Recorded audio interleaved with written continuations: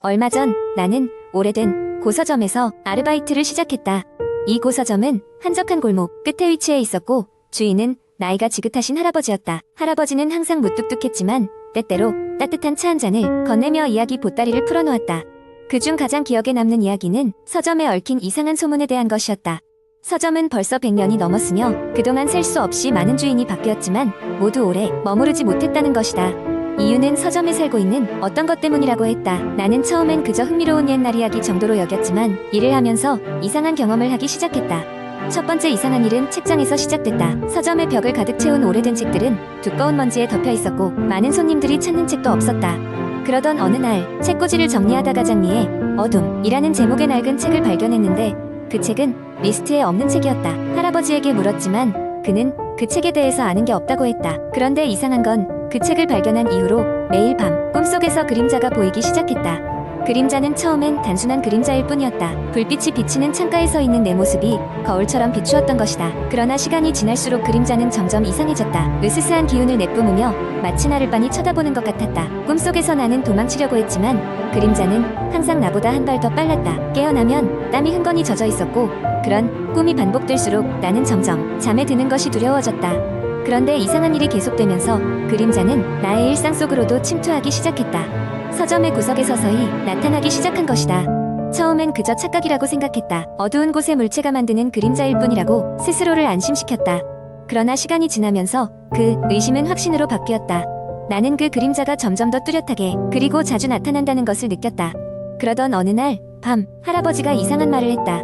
그 그림자에게서 도망칠 수는 없어. 그는 조용히 속삭였다. 나는 깜짝 놀라 물었다. 무슨 말씀이세요? 그 그림자가 진짜 존재하는 건가요? 할아버지는 한숨을 쉬며 말했다. 그건 이곳의 일부란다. 이곳을 떠나지 않는 이상 너를 계속 따라다닐 거야. 그 말을 듣고 나서부터 나는 공포에 휩싸였다. 이 서점을 그만두겠다고 결심했지만 이상하게도 발걸음이 떨어지지 않았다. 마치 이곳에 붙잡힌 듯한 기분이었다. 매일 꿈속에서 그림자는 점점 더 선명해졌고 이제는 그 형체가 사람의 형상을 띠고 있었다. 나는 더 이상 참을 수 없어 서점의 외진 구석에 먼지가 가득 쌓인 채 방치된 옛날 문서를 뒤지기 시작했다. 그러다 결국 미스터리한 이야기를 찾았다. 서점의 초기 소유주의 대한신문 기사였는데 그는 바람난 아내를 그의 그림자로 착각해 그녀를 따라다니던 끝에 사고로 사망하고 말았다. 그의 영혼이 아직도 서점을 떠돌고 있다는 소문이 이어진 기사였다. 마치 맞춰진 퍼즐처럼 나는 그 그림자가 서점의 초기 소유주의 영혼이며 그의 머무르지 못한 사랑을 계속해서 추구하고 있었음을 알게 되었다. 이제는 내가 무엇을 해야 할지 알 것만 같았다. 마지막 날 나는 장미의 어둠을 들고 서점의 가장 어두운 곳으로 향했다. 책을 펼치자 그곳에는 소유주가 아내에게 보내는 편지가 담겨 있었다. 마지막 페이지를 읽으며 나는 속삭였다. 당신은 사랑받고 있었어요. 이제는 편히 쉬세요. 그 순간 그림자는 부드럽게 사라졌다. 마치 오랜만에 안식을 찾은 듯했다. 그날 밤 나는 처음으로 평화로운 잠을 잘 수 있었다. 이후로도 서점은 계속해서 운영되었고 할아버지의 얼굴엔 한층 더 편안한 미소가 자리 잡았다. 그 후 나는 새로운 일을 찾았지만 그 서점에서의 경험은 여전히 내 머릿속에 생생하게 남아있었다. 언젠가 다시 그 길을 지나칠 때면 간혹 미소 짓는 그림자가 떠오르곤 했다. 두 번째 이야기, 한국 인터넷에서는 다양한 공포 이야기가 자주 공유되곤 합니다. 이러한 이야기들은 사람들에게 스릴과 긴장감을 주며 가끔은 잠들지 못하게 만들기도 합니다. 여기서는 그런 공포 이야기 중 하나를 길게 풀어보겠습니다. 어느 작은 시골 마을에는 오래된 폐가가 하나 있었습니다. 이 집은 마을 사람들 사이에서 오랫동안 버려진 상태였고 몇몇 주민들은 그곳을 귀신 나오는 집이라고도 불렀습니다. 집이 버려진 이유에 대해선 다양한 소문이 있었지만 가장 많이 알려진 이야기는 그 집에서 한 가족이 사라졌다는 것이었습니다. 아무도 그 가족의 행방을 찾지 못했고 마을 사람들은 점차히 집을 멀리하기 시작했습니다. 몇 년 후 여름 방학을 맞아 도시에 사는 대학생 몇 명이 이 마을로 여행을 왔습니다. 그들은 모험을 좋아하는 친구들이었고 폐가 이야기를 듣고 호기심이 생겼습니다. 황혼이 깃드는 늦은 오후에 그들은 유령 이야기에 대한 진실을 확인해보겠다며 폐가로 발길을 향했습니다.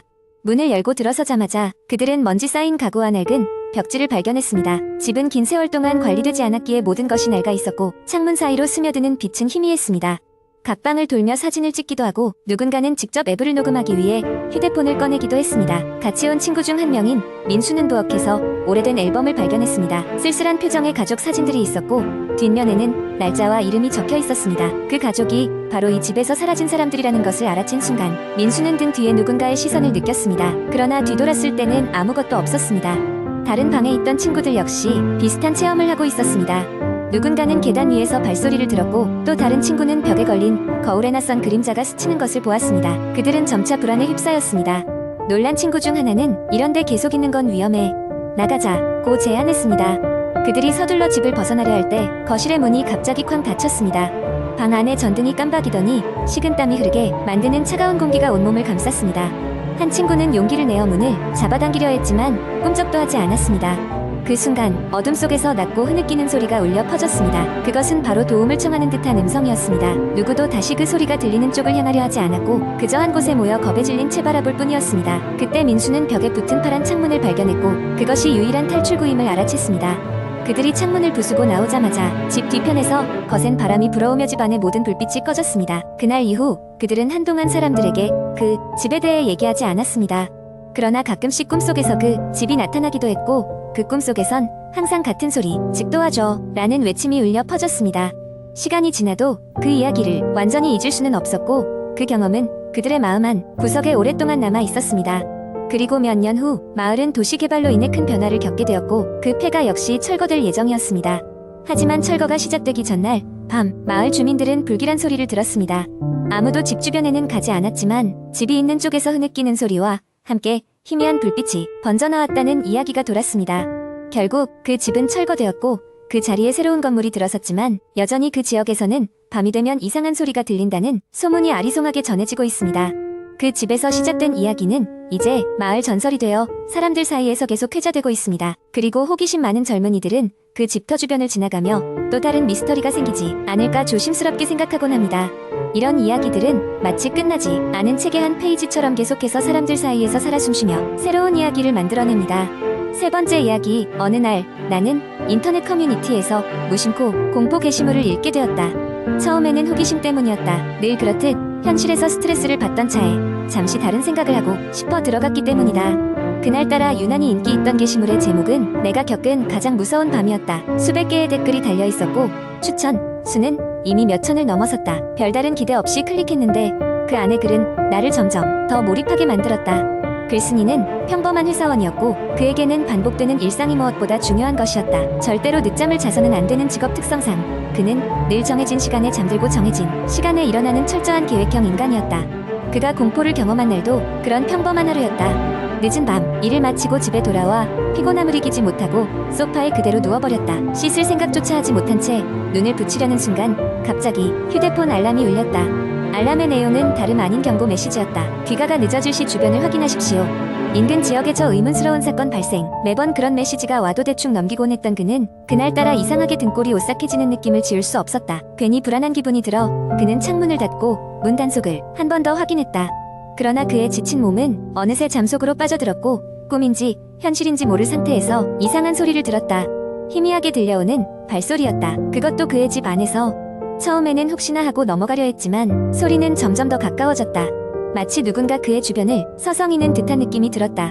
놀라서 눈을 뜬 후 그는 침대 옆 자신의 휴대전화를 본능적으로 집어들었다. 그리고 그 순간 휴대전화 화면에 떠오른 메시지를 보고 오싹해졌다. 잠들지 마세요. 그는 당신의 꿈을 보고 있습니다. 자기도 모르게 숨을 삼킨 후 그는 천천히 방 안을 둘러봤다. 별다른 이상은 없었지만 이상한 기운이 방 안을 가득 채운 느낌이었다. 불안감을 떨칠 수 없었지만 그는 그저 꿈일 거라며 애써 무시하기로 했다. 다시 눈을 감고 얕은 잠속으로 빠져들었던 그때 이번에는 더 끔찍한 일이 벌어졌다. 꿈속에서 그는 집안에서 기어다니는 알 수 없는 그림자를 보았다. 그것은 천천히 그의 침대 곁으로 다가오더니 마치 무거운 무언가가 침대에 오르는 느낌에 그는 몸이 굳어버렸다. 그 그림자는 천천히 그의 얼굴을 내려다보았다. 흐릿하게 보이는 얼굴은 마치 그의 기억 속 어딘가에서 본 듯한 모습이었다. 그 존재는 웃고 있었고 그는 온몸에 소름이 돋았다. 정체 모를 존재가 꿈이 아니라 현실로 다가오는 것만 같았다. 비명이라도 지르고 싶었지만 몸은 움직이지 않았고 목소리조차 나오지 않았다. 그렇게 잠에서 깨어났을 때 그는 온몸에 식은땀이 흘러내리고 있음을 알 수 있었다. 그리고 여전히 그의 방 안에는 아무도 없었다. 공포에 떨며 소파에 앉아 몇 시간을 보낸 그는 날이 밝고 나서야 겨우 진정할 수 있었다. 자초지종을 서두르게 된 그는 남은 밤을 의심 속에서 세워야 했다. 그 일 이후 그는 밤이 오는 것이 두려워졌다. 잠을 이루려 해도 그 모습이 떠올라 정신이 깨어버렸고 때로는 현실과 꿈을 구별할 수 없을 정도로 혼란스러웠다. 이 모든 경험을 기이한 꿈으로 치부하고 싶지만 마음속 깊은 곳에서는 그것이 결코 꿈이 아니라는 것을 알고 있었다. 몇 주 후 그는 도시를 떠나 조용한 시골로 이사를 가기로 했다. 밤마다 꿈에 나왔던 얼굴을 더는 견딜 수 없었기 때문이다. 그 모든 것을 털어놓으며 글쓴이는 끝을 맺었다. 그가 아직도 날 바라보고 있을까?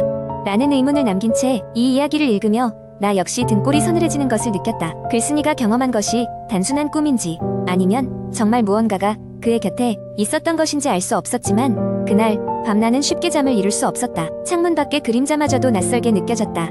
이야기는 계속 머릿속을 맴돌았고 나는 다시는 그런 게시물을 클릭하지 않겠다고 다짐하게 되었다.